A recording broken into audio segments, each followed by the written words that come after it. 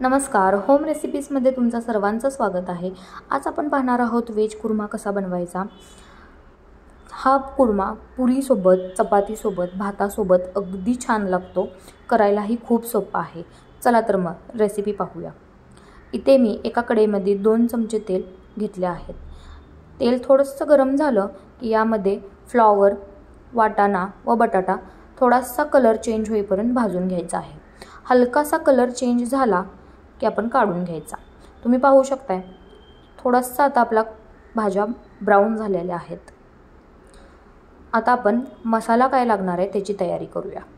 इथे मी एक सुकं खोबरं घेतलेलं आहे, एक वाटी घेतलेली आहे। त्यामध्ये आलं, लसूण, थोडेसे बदामचे काप, बदाम हे ऑप्शनल आहे, घातलं तरी चालेल, न घातलं तरी चालेल, आणि थोडीशी कोथिंबीर, ह्याची आपण फाईन पेस्ट करून घेणार आहे। तुम्ही पाहू शकता ही अशी पेस्ट मी करून घेतलेली आहे। आता कढई ठेवायची आहे, त्यामध्ये 4 चमचे तेल घ्यायचं आहे। या भाजीला थोडंसं तेल जास्त लागतं, सो आपण 4 चमचे तेल घेतले आहे। यामध्ये छोटा चमचा मोहरी, छोटा चमचा जिरे व थोडंसं हिंग घालून घ्यायचं आहे। हिंगमुळे काय होतं, भाजीला खूप छान चव येते व पचायलाही खूप चांगलं असतं। थोडंसं तडतडली मोहरी की यामध्ये आपल्याला 2 लाल मिरच्या ॲड करून घ्यायच्या आहेत, एक तमालपत्री व खडा मसाला। खडा मसाल्यामध्ये काय घ्यायचं की 2 मिरी, 2 लवंग व 1 दालचिनी।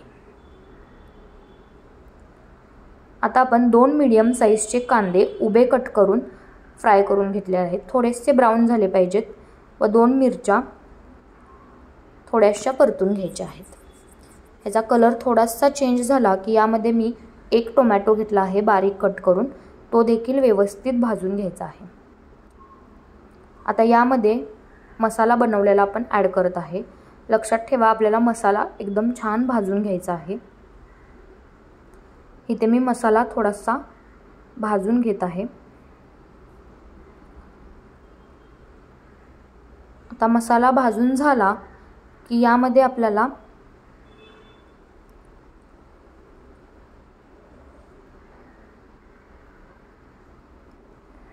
तुम्ही पाहू शकताय मसाला अगदी तेल सुटेपर्यंत भाजलेला आहे। यामध्ये आपल्याला अर्धा चमचा हळद व 3 चमचे कांदा लसूण मसाला। कांदा लसूण मसाला नसेल तर काश्मीरी पावडर यूज केली तरी चालेल। अर्धा चमचा धने पावडर व इथे 1 चमचा पावभाजी मसाला ॲड केला आहे। पावभाजी मसाल्याने खूप छान टेस्ट येते भाजीला। हे अगदी व्यवस्थित परतून घ्यायचं आहे व अर्धा ग्लास आपल्याला पाणी ॲड करायचं आहे। जशी आपल्याला ग्रेव्ही हवी आहे तसं आपण पाणी ॲड करू शकतो। व्यवस्थित मिक्स करून घ्यायचं आहे। कन्सिस्टन्सी जशी हवी तसं आपण पाणी ॲड करू शकतो। तुम्ही पाहू शकताय आता व्यवस्थित मिक्स करून घ्यायचं व एक उकळी आणून द्यायची आहे। आता यामध्ये थोडंसं मीठ घालून घ्यायचं आहे चवीनुसार व आपल्या भाजून घेतलेल्या भाज्या सगळ्या ॲड करायच्या आहेत। भाज्या ॲड केल्या की थोडंसं मिक्स करून घ्यायचं व त्याच्यावर प्लेट बंद करून आपल्याला एक 10 मिनिट वाफ काढून घ्यायची आहे। तुम्ही पाहू शकता अगदी छान कन्सिस्टन्सी आत्ता चाललेली आहे, अजून भाज्या आपल्या शिजलेल्या नाही आहेत, सो आपण एक 10 मिनिट त्याच्यावर प्लेट झाकून भाज्या शिजवून घ्यायच्या आहेत। 10 मिनिटानंतर आपण पाहू शकता अगदी छान तेल सुटलेलं आहे आणि कन्सिस्टन्सी तुम्ही पाहू शकता एकदम थिक झालेली आहे। आता आपल्याला चेक करायचं आहे की भाज्या शिजलेत की नाहीत। त्यातला मी एक बटाटा घेते व चेक करते भाजी शिजली की नाही।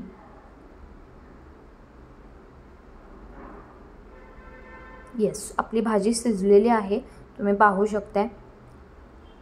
आता आपल्याला काय करायचं आहे, 1-2 चमचे तूप ॲड करायचं आहे। तूप नसेल बटर ॲड केलं तरी चालेल, तुम्ही हे नक्की ॲड करून पहा, खूप छान चव येते कुर्म्याला। आता थोडीशी कोथिंबीर घालून तुम्ही हे सर्व करू शकता। एकदा नक्की करून पहा, खूप सुंदर बनतो कुर्मा।